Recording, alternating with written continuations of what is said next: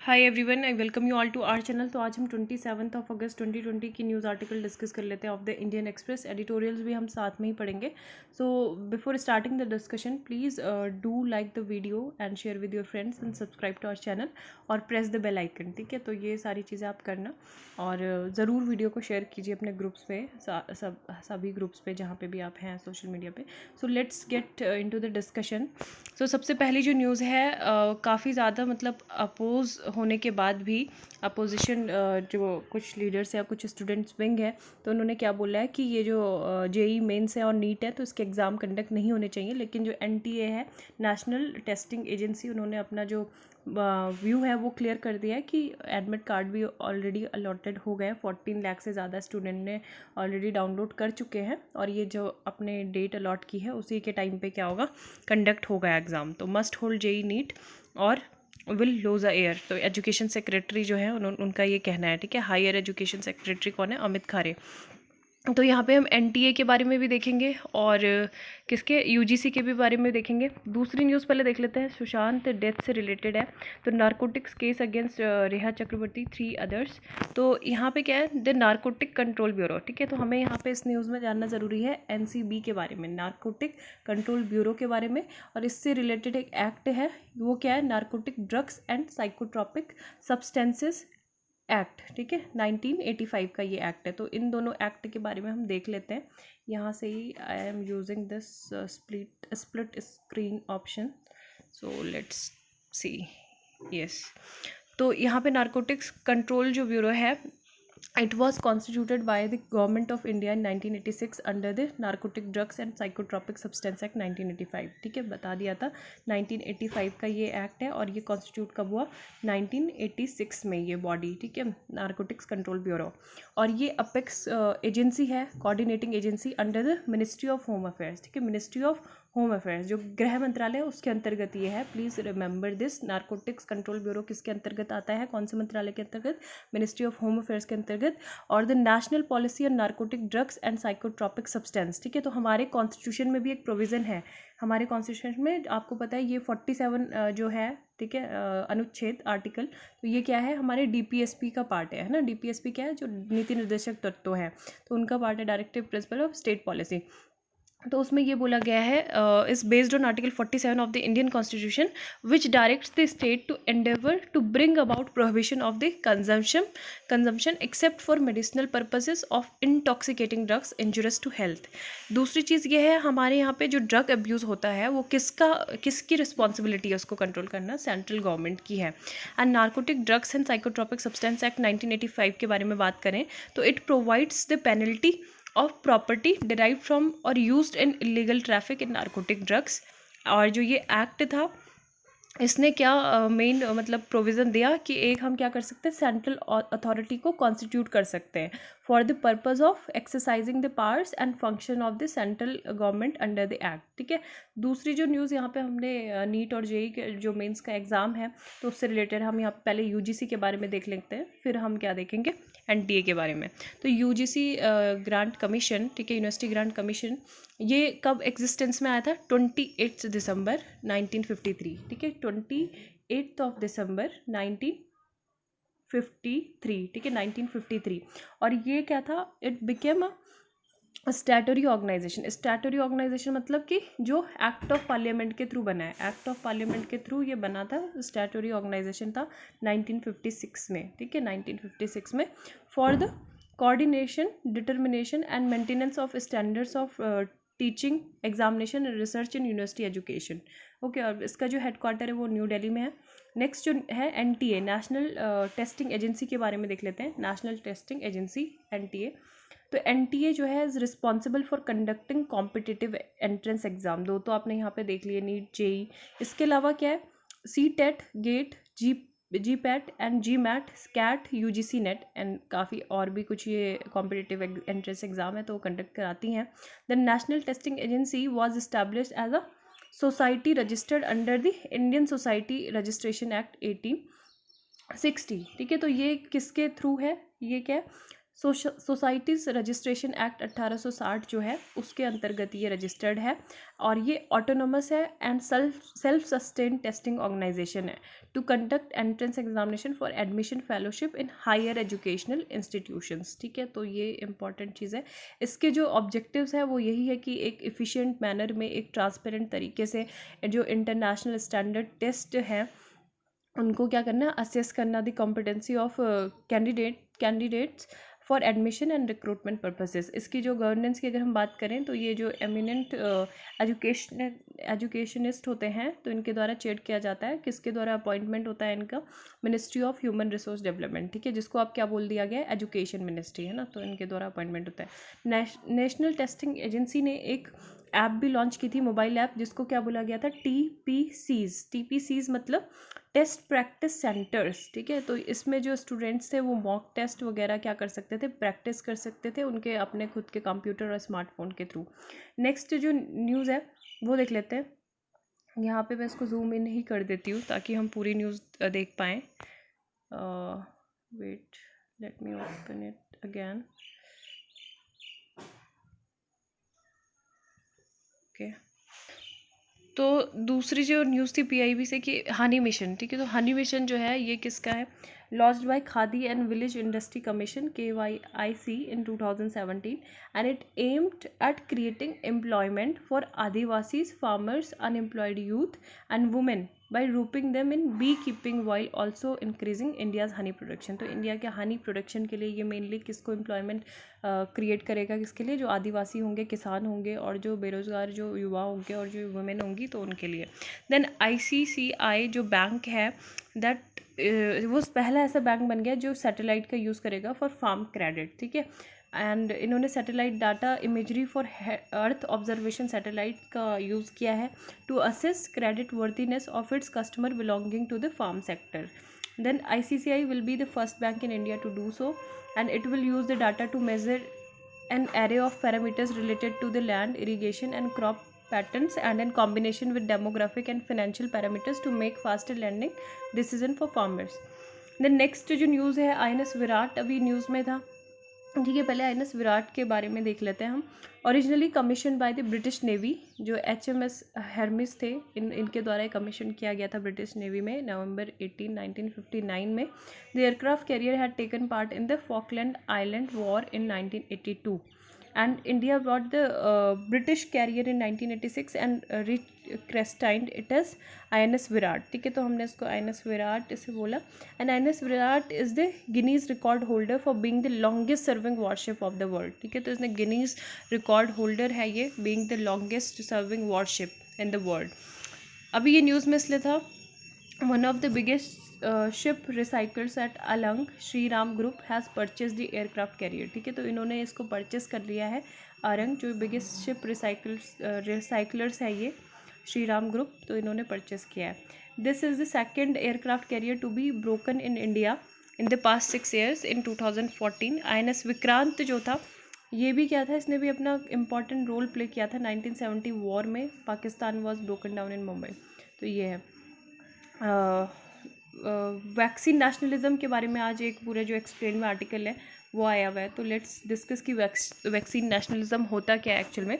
तो वो जो भी बहुत सारी जो बड़ी बड़ी जो सुपर पावर्स है ना, महाशक्तियाँ, तो वो क्या कर रही हैं, एक प्री परचेज अलाइंस वो बना रही है, प्री परचेज एग्रीमेंट वो कर रही हैं। ठीक है, प्री परचेज एग्रीमेंट किसके साथ कर रही हैं?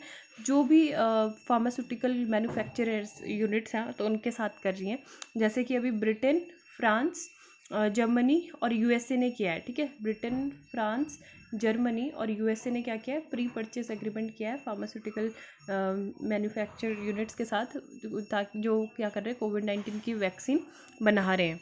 ठीक है, तो ये इसलिए इसी को मतलब क्या बोला जा रहा है, वैक्सीन नेशनलिज्म, कि पहले अभी मतलब फाइनल स्टेज अभी है, ह्यूमन ट्रायल है, लेकिन अभी क्या है, अप्रूवल पूरी तरीके से नहीं मिला है, लेकिन उससे पहले जो चीज़ अभी आई नहीं है मार्केट में उसको ख़रीदने की एक होड़ लगती है। ठीक है, स्टॉक पाइल उसका होगा जब भी वो होगी। तो what is vaccine nationalism, how it works?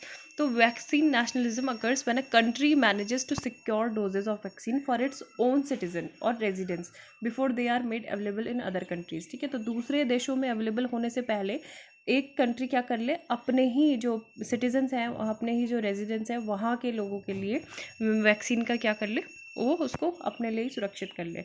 And this is done through pre purchase agreement between a government and a vaccine manufacturer. ठीक है, जो कोविड के अभी जितने भी कैंडिडेट हैं इम्पॉर्टेंट, तो उनके साथ एग्रीमेंट कर लिया है pre purchase. How was it used in the past? तो पास्ट में ये होता था कि पास्ट में भी मतलब पहले ऐसा हुआ है वैक्सीन नेशनलिज्म। 2009 में जब H1N1 जो फ्लू पैंडमिक था, तो उस टाइम पे काफ़ी ज़्यादा जो कुछ वेल्दिएस्ट कंट्रीज़ थी, जैसे US थे, यूरोपियन नेशंस थे, तो इन्होंने अपने आपस में प्री परचेज एग्रीमेंट कर लिया था with several pharmaceutical companies working on H1N1 vaccines. ठीक है, तो उस टाइम पे जो था नहीं दिया गया था मतलब दूसरी कंट्रीज़ को एक्सेस। आपको पता है कि जैसे अफ्रीकन नेशन जो थे, है ना, वो सबसे ज़्यादा ड्रेस्टिकली हिट थे, लेकिन उनको भी नहीं दिया गया था।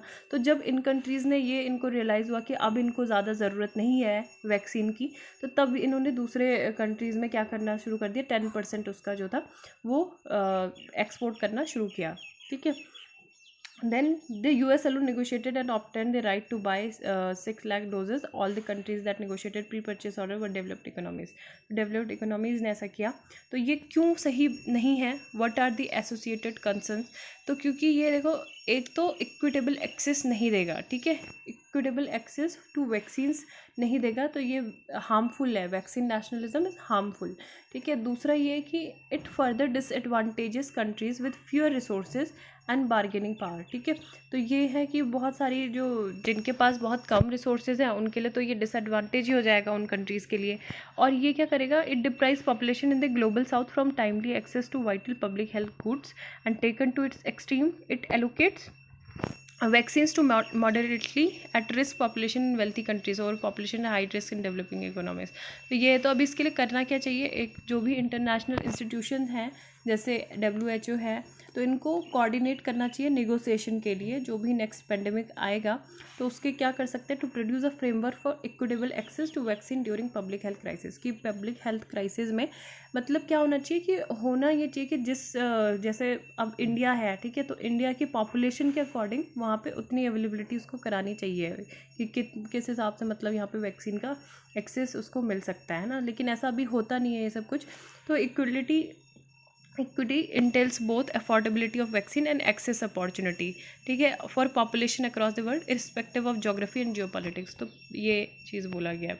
अभी क्या किया गया है इसके लिए, तो एक कोवैक्स फैसिलिटी, ठीक है, तो WHO ने कोलेशन किया है for epidemic preparedness innovation and Gavi have come up with an initiative non Covax facility. ठीक है, तो कोवैक्स फैसिलिटी आ जाएगा, तो ये किसका है, WHO का। ये एक मतलब इक्विटेबल एंड ब्रॉड एक्सेस के लिए ये क्या है, ये स्टेप लिया गया COVAX facility. The facility aims to procure at least 2 billion doses of COVID-19 vaccines by the end of next year for deployment and distribution mainly in the low and middle income countries। ठीक है, तो ये एक initiative इसके लिए अभी तक लिया गया है। नेक्स्ट जो न्यूज़ है वो देख लेते हैं। यहाँ पे IIT हैदराबाद का एक स्टार्टअप है, उन्होंने मोस्ट अफोर्डेबल रिस्पायरेटर जो मास्क है वो लॉन्च किया है। The centre for health care entrepreneurship CFHE at IIT Hyderabad has launched what it developers call is the world most affordable respirator mask, ठीक है, which is highly durable and adheres to the highest safety standards। तो ये developed किया गया and commercialised by US safe health care. ठीक है, US safe health care के द्वारा कमर्शलाइज किया जाएगा एंड इसका जो नाम होगा वो क्या होगा, US9। ठीक है, US9 इसका नाम होगा। इसकी कॉस्ट है 13 पर डे, ठीक है, 13 rupees per day. Then next जो न्यूज़ है वो देख लेते हैं। तो यहाँ पे लॉक रोड अहेड, तो यहाँ पे जो एनुअल रिपोर्ट थी रिजर्व बैंक ऑफ इंडिया के द्वारा जो ट्यूसडे को आई थी, तो इसमें यही चीज़ बोला गया था कि RBI points to bleak prospect for consumption and investment in near term underscore need for government support. तो जो भी अभी करंट क्राइसिस चल रहा है तो उससे जो रिकवरी होगी वो काफ़ी ज़्यादा मतलब क्या होगी, करंट क्राइसिस से रिकवरी में काफ़ी पेनफुल होगी और टाइम बाउंडिंग वो होगी, मतलब टाइम उसमें लगेगा।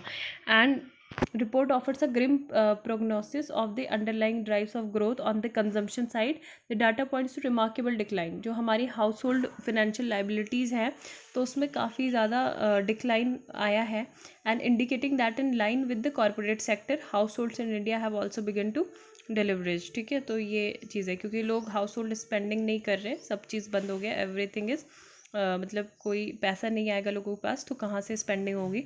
Rising income uncertainly stemming from the subsequent job and income losses may well have accelerated this trend and led to a rise in precautionary saving, ठीक है। तो यही सब बातें इसमें आरबीआई के द्वारा की गई हैं। बाकी जो यहाँ पे एक आर्टिकल है यूजीसी वर्सेस स्टेट्स, ये इंपॉर्टेंट है। तो इसमें है time to hold the baby and throw out the bath water.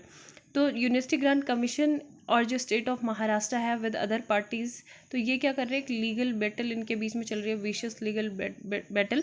And दोबारा ये क्या बोल रहे हैं कि सेंटर स्टेट जो रिलेशंस है ना इन एरिया ऑफ हायर एजुकेशन, तो वो सामने आया है। तो केस इज सिंपल, क्या था सबसे पहले कि जो अभी पैंडमिक के दौरान जो है एंडेमिक के दौरान कंसर्न्स हैं फॉर सेफ्टी, तो Maharashtra and some other states have cancel the final year exam, ठीक है। तो उन्होंने क्या कर दिया, फाइनल एग्ज़ाम वो कंडक्ट कराने से उन्होंने मना किया, तो कैंसिल ही कर दिया उन्होंने। तो और ये विश किया कि जो भी मतलब जो पहले का जो सेमेस्टर था उसकी परफॉर्मेंस के बेस पे क्या कर दिया जाएगा, उनको ग्रेड दे दिया जाएंगे स्टूडेंट को और डिग्री दे दी जाएगी। लेकिन यूजीसी ने क्या किया, UGC has passed a dictate that universities must hold exam, कि करने ही है कंडक्ट एनी हाउ, ऑनलाइन होंगे ऑफलाइन होंगे और blended before September 30। It has claimed that the action of the states have encroached on the legislative field of coordinating and determining। तो यहाँ पे ये चीज़ बोल रहे हैं कि एक तरह से यहाँ पे इंक्रोचमेंट हो गई है, ठीक है। यूजीसी जो एनटीए है, तो इन्होंने क्या कर दिया है, ये बोल रहे हैं कि होल्ड मतलब एग्ज़ाम कैसे भी कंडक्ट करेंगे बिफोर September 30। तो जो हमारे कॉन्स्टिट्यूशन में लिखा गया है, एक एंट्री 66 है पार्लियामेंट की of list 1 of the constitution, it has also claim that its directive are protect the academic future of student, ठीक है। तो हायर एजुकेशन में मतलब ये बोल रहे हैं कि पार्लियामेंट को लेने चाहिए डिसीजन, लेकिन जो ये अथॉरिटीज़ हैं तो ये ले रही हैं पूरा पूरा यूजीसी वगैरह ना। This broad claims must be examine carefully. अभी राइट नाउ अगर हम बात करें तो सबसे ज़्यादा प्रॉब्लम किसको हो रही है, जो फ्रेश ग्रेजुएट्स हैं, तो उनको जो जॉब अपॉइंटमेंट्स के टाइम पे मतलब जो डिग्री वगैरह दिखानी होती है, फाइनल डिग्री का सर्टिफिकेट दिखाना होता है, तो वो नहीं दिखा पाते क्योंकि वो उनके पास है ही नहीं। तो इस वजह से क्या होता है, जॉब लॉसेस के जो चांसेस है वो बहुत ज़्यादा होते हैं, जॉब मतलब ज्वाइनिंग ही नहीं हो पाती उनकी।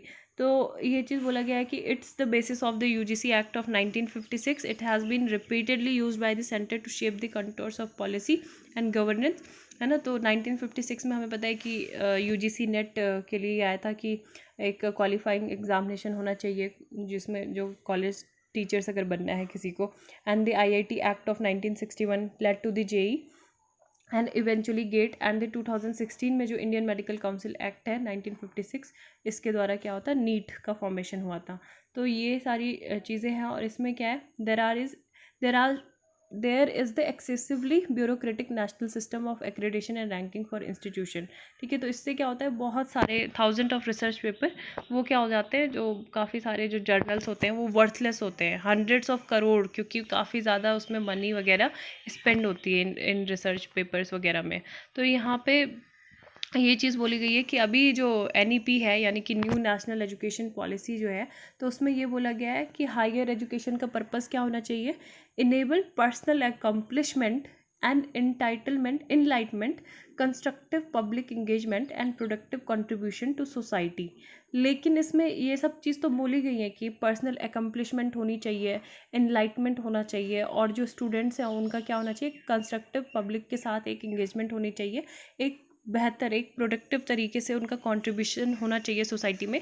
लेकिन ये डिफ़ाइन नहीं किया गया है कि क्या मतलब किस तरीके से वो सोसाइटी में कंट्रीब्यूशन करेगा, क्या वो किसी एक न्यूज़पेपर में एक आर्टिकल लिख के कंट्रीब्यूशन करेगा कोई स्टूडेंट, है ना, तो लोकल इशू पे, या फिर वो कोई स्टडी कंडक्ट करेगा। जो आईआईटी बॉम्बे है और जो शिवाजी यूनिवर्सिटी है, क्या वो अपने कोल्हापुर फ्लड्स और जो मेजर है एपिडेमिक को मतलब कंट्रोल करने के लिए, तो उसके पैरामीटर पे डिस्कस करेगा। Can the state rely on it's college for research, can drinking जैसे ड्रिंकिंग वाटर पे रिसर्च करने के लिए, तो कोई स्टेट के अपने जो कॉलेजेस हैं देखिए उन पे रिलाई करेगा। तो ये सारी चीज़ें बोली गई हैं। Instead national competitive exam such as JEE, NEET and GATE have become the de facto standards for education. और मतलब ये है कि अलग अलग जगह पे अलग अलग रिक्वायरमेंट होती हैं, ठीक है। लेकिन आपने जैसे जो आईआईटी महाराष्ट्र मतलब जो IIT जो हिमाचल में जो है, ठीक है, वही आपने महाराष्ट्र में भी मतलब कोर्स रखा हुआ है ना। तो ये सारी चीज़ें इसमें बोली गई है। Overall development of our youth, they encourage coaching, मतलब ये सारे जो क्या स्टैंडर्ड सेट करते हैं, ये इनकरेज करते हैं कोचिंग सेंटर्स को, and intervene in the state ability to provide doctors, engineers from the local population. They distort the meaning and practice of science, and yet their impact on student society has not been formally measured or accepted by the MHRD, है ना। तो ये चीज़ यहाँ पे बोली गई है। And the next thing is, ये मैं आई वॉज टॉकिंग अबाउट कि in engineering to the national curriculum for civil engineering, अगर सिविल इंजीनियरिंग की हम बात करें तो सेम फॉर हिमाचल प्रदेश और महाराष्ट्र में भी ये सेम है, ठीक है। हिमाचल प्रदेश और महाराष्ट्र में सिविल इंजीनियरिंग का जो करिकुलम है वो सिमिलर है। At the national governing body for engineering has now determine that virtual reality, VR and quantum computing are important emerging areas. तो ये चीज़ें मतलब अलग अलग लोकल इश्यूज़ को ध्यान में रखते हुए अलग अलग रिक्वायरमेंट होनी चाहिए, बट ऐसा होता नहीं है।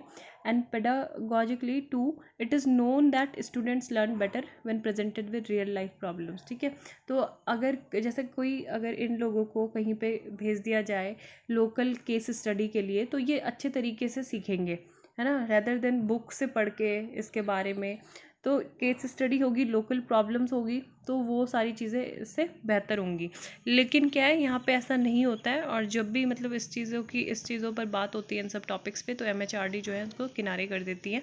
And this was witness in Maharashtra where it's in innovative programme, एक उन्नत महाराष्ट्र अभियान था linking colleges with district administration, ठीक है। तो कॉलेजेस को क्या कर देना, डिस्ट्रिक्ट एडमिनिस्ट्रेशन के साथ क्या कर देना, लिंक करना, ताकि मतलब एक अच्छे तरीके से कोऑर्डिनेशन हो सके और रियल लाइफ की जो प्रॉब्लम है उसको सीख सके। लेकिन ये MHRD के द्वारा रिफ्यूज़ कर दिया गया था। इसी तरह से setting standards in higher education requires us to connect societal needs, professions with training and research. The MHRD and UGC have failed to do this, ठीक है। तो यहाँ पे यही चीज़ बोला गया, UGC और MHRD दोनों ही ऐसा नहीं कर पा रहे। and UGC failed to appreciate this. They should set aside the issue of encroachment or judge the case on concrete question. But can state really hold exams during a pandemic? Are they really that important? Can transport or access to computers be managed? Did this central committee consider all that? Does it have the data? तो ये सारी चीज़ें यहाँ पे बोली गई हैं। और स्टूडेंट को ये मतलब अंडरस्टैंड करना चाहिए कि जो हायर एजुकेशन सिस्टम है, दैट इज़ उनका जो फ्यूचर है is bogged down by higher education system and a scientific bureaucracy which is structurally flawed. It is an elite central system which is not accountable to meaningful jobs, ठीक है। तो meaningful jobs के लिए मतलब ये अभी हमारा इतना अच्छा एजुकेशन सिस्टम है नहीं। And it's time for the state to create a system which opens up professional opportunities, ठीक है। एक ऐसी प्रोफेशनल जो अपॉर्चुनिटी है, अवसर है, तो वो क्रिएट करना किसका काम है, स्टेट का काम है। And which opens up standard and training for our youth to serve their community और अचीविंग एक्सीलेंस थ्रू रेलेवेंस। तो यही सब बातें यहाँ पे की गई हैं। देन जो नेक्स्ट आर्टिकल था, India China troops take part in Russian exercise एक होगी, ठीक है। उसका नाम क्या है, यहाँ पे देख सकते हैं, tri services contingent to participate in exercise Kavkaz, ठीक है। तो इसका नाम क्या है, Kavkaz, to be held in southern Russia between September 15 to 27। तो वो पाकिस्तान भी इसमें पार्टिसिपेट करने की सोच रहा है। और इससे पहले एक वो स्टॉक जो एक्सरसाइज होती है वो किसके बीच में होती है, saw participation of China and Mongolia exercise TSENTR last year had participation of India, Pakistan and all SCO member, ठीक है। तो ये भी एक एक्सरसाइज है। और इसके अलावा क्या है, इंडिया जो है SCO जो पीस मिशन है एक्सरसाइज, तो उसका 2018 में पार्टिसिपेट किया था इंडिया ने। एंड 2019 में for the first time was involve in a strategy command and staff exercise as part of exercise T centre, ठीक है। तो ये है। और इसका जो पर्पज़ है वो यही है कि provide real time training to counter international terrorism in the northern and Caucasus region, ठीक है, कॉकेसस रीजन। और इसका नाम देख सकते हैं KAVKAZ, ठीक है, ट्राई सर्विस एक्सरसाइज ये होगी। देन नेक्स्ट जो इम्पॉर्टेंट न्यूज़ है वो देख लेते हैं, ये व्हाट्स इन वैक्सीन नेशनलिज्म। तो ये इसी के बारे में ये पूरा है कि क्या होता है और कैसा है ना। तो अभी यही था मेन इसका कि जो कोवैक्स जो फैसिलिटी है वो इसके लिए बनाई हुई है, वे फॉरवर्ड। मी फर्स्ट वाली जो अप्रोच है इसको चेंज करना होगा, है ना। Richer countries have been taking की सबसे पहले वही ले रही है। इसके अलावा ये जो था उसको ACT बोला जा रहा है। क्या बोला जा रहा है? ACT, यानी कि एक्सेस टू कोविड-19 टूल्स एक्सेलरेटर प्रोग्राम है, और इसका ऑब्जेक्टिव यही है to accelerate the development, production and equitable access to कोविड-19 वैक्सीन। तो इसका the vaccine part of the programme is called COVAX facility, ठीक है, कोवैक्स फैसिलिटी। तो यही है इसमें। Then marriage age and women health, तो marriage age and women health के बारे में यही डिस्कस किया गया है कि ज़्यादातर मतलब जो वुमेन है उनको क्या होता है, मतलब ये ऐसा है कि जो report suggest that the minimum age of marriage for girls में बी रेज फ्रॉम, अभी 18 है तो 18 से 21 तक हो सकती है, ठीक है, या फिर इससे ज़्यादा भी हो सकती है, या फिर इक्वल हो जाएगी, ठीक है, या फिर लड़कों की कम हो जाएगी, तो जो भी है। However prevalent is under as marriage, तो ये चीज़ बोली गई है कि अगर हम जो चार्ट 1 है यहाँ पे, ठीक है, तो इसके अकॉर्डिंग देखें तो क्या है, ज़्यादातर जो महिलाओं की जो मैरिज है वो 21 ईयर में हो जाती है, और 22.1 ईयर्स में भी हो जाती है, and more than 21 in all states. And यहाँ पे the latest national family health surveys found that about 26.8% women age 20 to 24 were married before adulthood, ठीक है, तो वो 18 साल की उम्र से पहले हो जाती है। उसका सबसे बिगेस्ट जो रीज़न है वो यहाँ पे यही बोला गया है कि नो स्कूलिंग, जहाँ पे स्कूलिंग नहीं है या फिर ड्रॉप आउट हो गया है जल्दी स्कूल से, तो वहाँ पे 17 साल से भी कम उम्र की एज में ही शादी हो जाती है, 18 साल से कम उम्र की। यहाँ पे आपको दिख रहा होगा आंध्र प्रदेश में 22 साल में होती है, यहाँ जम्मू कश्मीर में 25 से 26 साल की एज में जो है मैरिज करती हैं लड़कियाँ अक्सर। And how does the age of marriage को रिलेट विद हेल्थ, तो यहाँ पे बोला गया है कि preventing early marriage can reduce the maternal mortality ratio and infant mortality ratio, ठीक है, तो ये इसको प्रिवेंट कर सकता है। और यंग जो मदर्स होती हैं, मतलब जितनी जल्दी मैरिज होगी फिर प्रेगनेंसी हो जाएगी, फिर प्रेगनेंसी के बाद उनके बहुत ज़्यादा रिस्क होते हैं हाई मैटरनल मॉर्टेलिटी के। इसके अलावा जो यंग मदर्स होती हैं are more susceptible to anaemia, तो एनीमिया उनको होने के चांसेस रहते हैं बिकॉज ऑफ एक्सेसिव ब्लीडिंग, तो वो लैक ऑफ ब्लड इसे कहते हैं, ठीक है, एनीमिया को। Then more than half of the women reproductive age 15 to 49 years in India are anaemic, तो उनको ये वाली परेशानी से वो ऑलरेडी जूझ रही है women's. And what to do what do the data on these show, तो यही है कि women in the poorest 20% of the population married much younger than their peers from the wealthiest 20%, तो ये है। देन डिसकम्फर्ट ऑफ इवनिंग, ठीक है, तो इसको इंटरनेशनल बुकर प्राइज़ मिला है, wins award, discomfort on of evening, तो किसका था ये?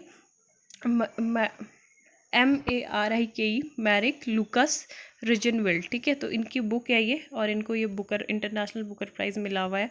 इसमें एक चाइल्डहुड ग्रीफ के बारे में मतलब स्टोरी बताई गई है, have called both disturbing and exceptional, was named on Wednesday as the winner of the international Booker prize, तो डिस्कम्फर्ट ऑफ इवनिंग ये याद रखना है। Then Colombo will adopt India first approach, ठीक है, तो कोलंबो के जो फॉरेन सेक्रेटरी हैं श्रीलंका के, तो उनका कहना है कि इंडिया फर्स्ट अप्रोच वो अपना रहे हैं, एंड दैट मीन्स श्रीलंका क्या नहीं करेगा, कोई भी ऐसे काम नहीं करेगा जिससे इंडिया के स्ट्रैटेजिक सिक्योरिटी इंटरेस्ट को हार्म पहुँचे। और Sri Lanka can not afford, should not afford and will not afford any particular country to use it as a staging area to do anything against another country, especially India। तो यहाँ पे सीधे सीधे China को बोला है कि चाइना को ऐसा नहीं करने देंगे कि श्रीलंका को एज अ स्टेज की तरह पे वो यूज़ करके इंडिया पे वॉर कर सके।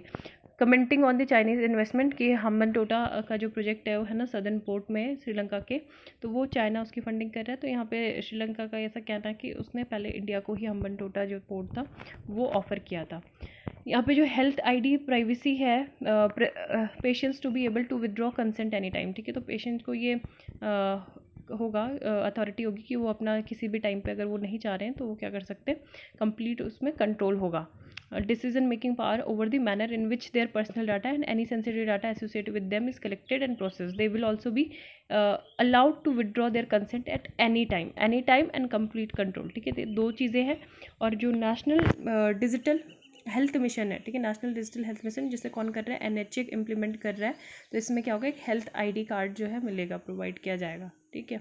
देन यहाँ पे एक और जो था important, most states fail to address their main issues, तो नीति आयोग ने एक रिपोर्ट रिलीज़ किया है, इस रिपोर्ट का नाम क्या है, द एक्सपोर्ट प्रिपेयर्डनेस इंडेक्स, ठीक है, EPI 2020। तो इसमें जो है कंपटीशन जो इंस्टीट्यूट है कॉम्पिटिटिवनेस इंस्टीट्यूट, तो उसके साथ भी पार्टनरशिप करके किया। तो गुजरात टॉप्स नीति रैंकिंग्स, ठीक है, गुजरात टॉप्स नीति रैंकिंग। तो ये इसमें काफ़ी सारे पैरामीटर्स थे, promotion policy, business environment, R&D support, export diversification, infrastructure.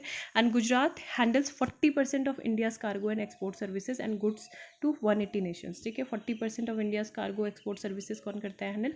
Gujarat. तो thank you, have a nice day, आपका दिन शुभ हो।